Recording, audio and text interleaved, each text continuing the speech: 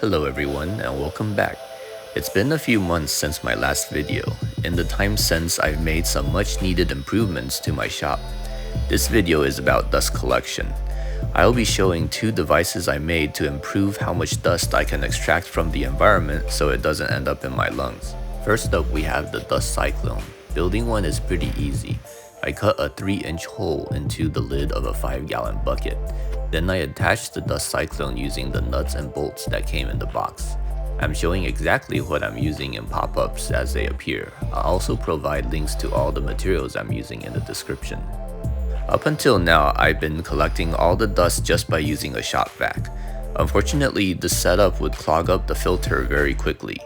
In addition, the filter itself only filters out dust that you can see. The dust that is harmful and can't be naturally filtered out by the human body are 0.1 microns to 0.3 microns, which is invisible. So to improve the dust collection, I added a dust cyclone to take the load off of the shop vac for large particles, which is shown here. In addition, I also built a simple DIY dust collector, which I show next. So after doing some research online, I came up with these two relatively cheap solutions that should be effective at filtering dust. I'll provide links to other YouTube videos I found helpful when doing this research for your reference. I make sure that everything fits tightly so no dust can escape. Now I attach the hose from the shop vac. Be sure to attach it to the port at the top. Now I attach a second hose from the side port to whatever dust I want to collect. In my case, I'll be attaching it to the table saw. And this is the dust cyclone in action.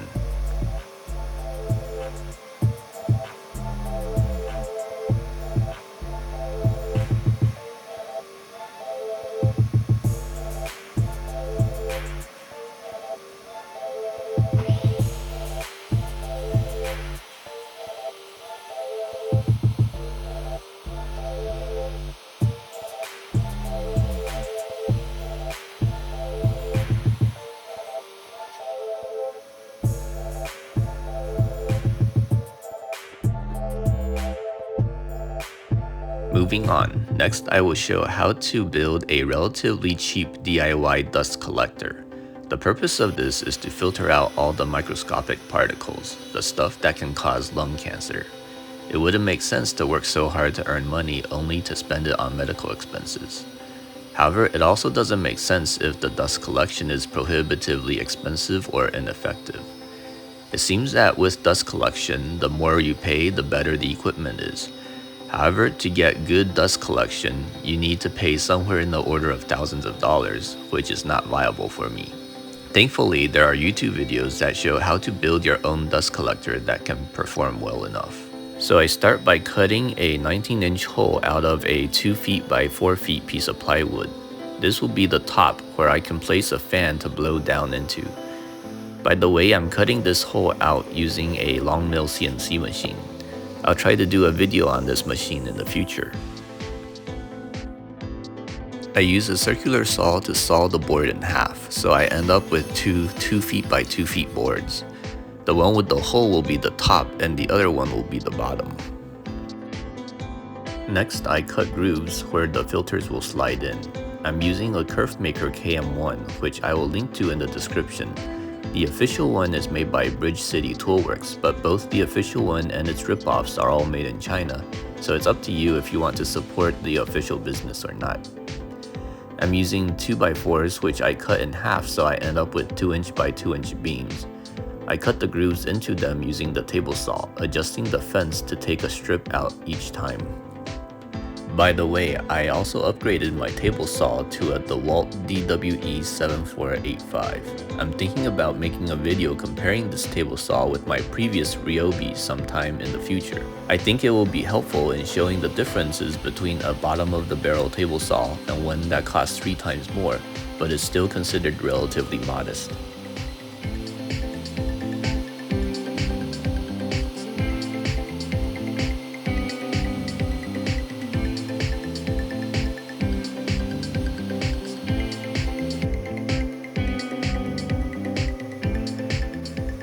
This is where the groove will be.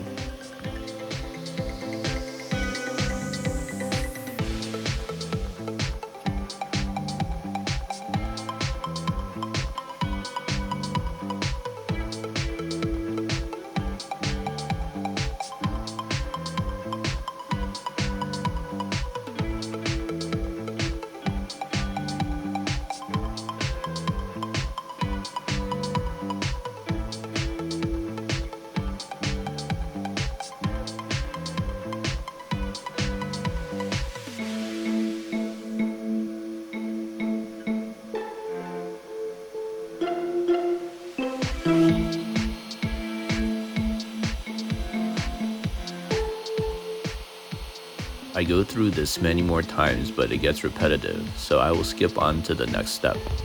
I drill pocket holes into the edges of the beams where I will screw them onto the bottom. I'm using a Craig pocket hole jig. It works. For all their marketing, you'd think it would be amazing, but it's a pretty basic jig. By the way, I don't have any sponsors. I only get a commission through Amazon if you make a purchase using any of the links that I link to in the description. Now I'm trimming the bottom. The filters I'm using are 20 inches wide by 30 inches tall. The bottom ends up needing to be about 23 inches by 23 inches.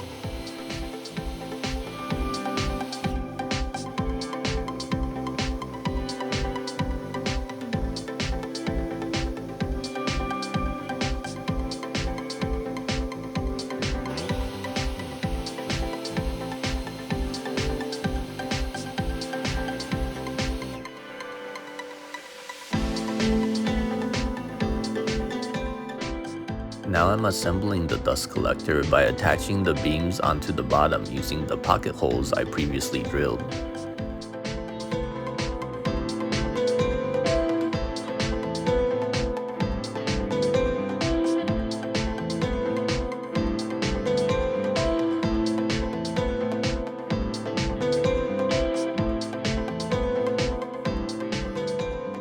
The key to this dust collector are the filters. I chose Filtrete 1900 MERV 13 filters with a dimension of 20 by 30 by 1.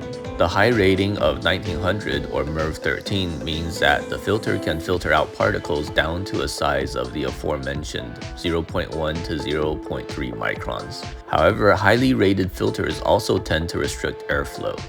Thus, I needed to choose a size that was the largest it could be to increase the airflow, which increases the amount of air that the dust collector can filter out. Finally, the last consideration was cost. Beyond a certain size, the filters become more esoteric and the price also increases accordingly. Thus, I had to stay within a fairly commonly used size. With a standard size air filter, the price is reasonable, the filters are readily available, and I can choose to go with higher or lower rated filters in the future. Another issue with highly rated filters are that they need to be changed more often. So all these considerations need to be taken into account when choosing the air filter. Still, these filters are way cheaper than the filters you would have to replace on an expensive dust collector. When I first started woodworking earlier this year, dust collection was not a concern. I didn't think about it because I didn't even know how far I would go with this hobby. Since I started selling kotatsu tables online, however, this hobby has turned into a more serious venture, and a more permanent solution was needed, so that I'm not breathing in all this dust, which long-term exposure to could cause health problems.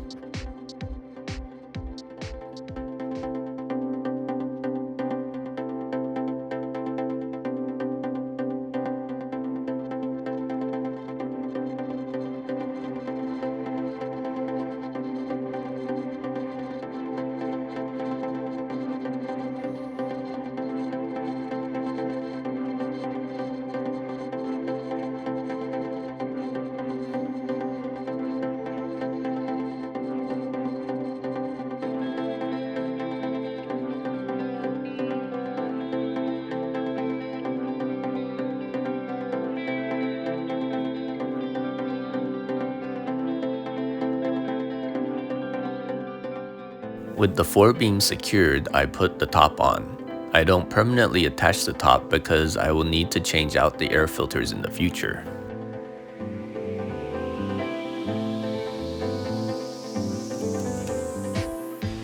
I trim a little bit off of the edges of the top that are hanging past the air filters.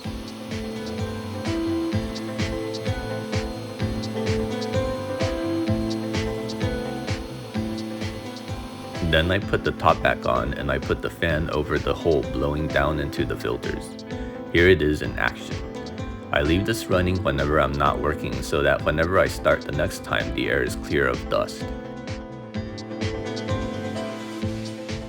That's all for this video. Thanks for watching and see you all next time.